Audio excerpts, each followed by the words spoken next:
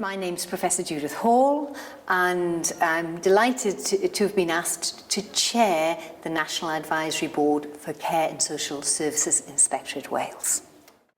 Care and social services provision affects so many lives.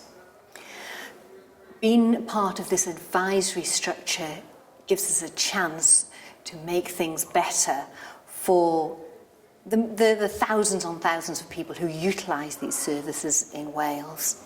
And it's an opportunity through chairing to give a voice to the considerable expertise there is in the National Advisory Board. Users of services and service providers themselves. It's an opportunity for them to have a voice in creating a service of excellence here in Wales. My name is Powell and I'm the National Director of All Wales People First.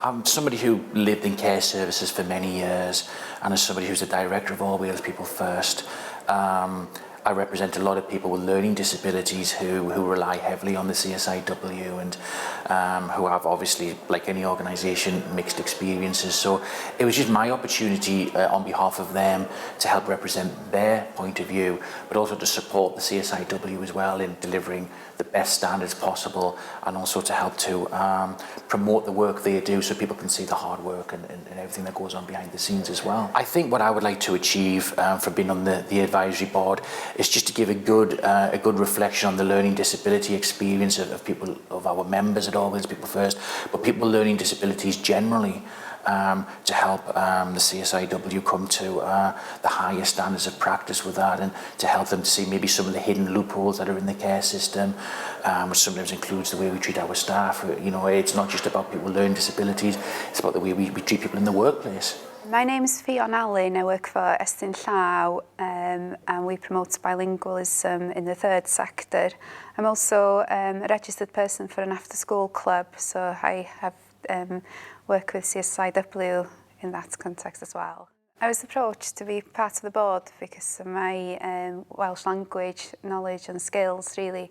I think I'm the Welsh voice on the board. I think it's really important that this voice is heard, because there are people in Wales who need to speak Welsh. It's not a choice, it's an actual need. So I think it's important that their needs sort of are part of the board.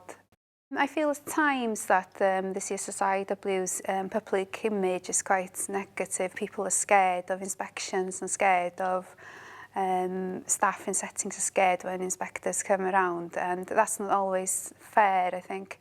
I'd like to be part of, trying to change that perception that CSIW are there to make sure that people have a high standard of care and that settings are safe and appropriate for everybody.